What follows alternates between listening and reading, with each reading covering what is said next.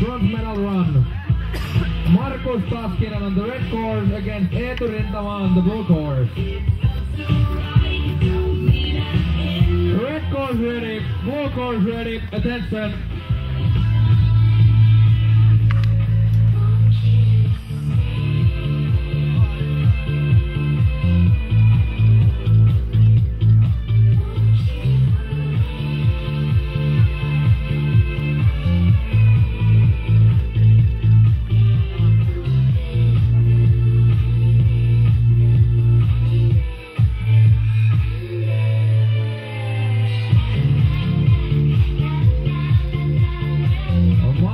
Taskinen valitettavasti siellä Eetu Rintamaa kaatui tuolla ylähypyn alas tulossa ja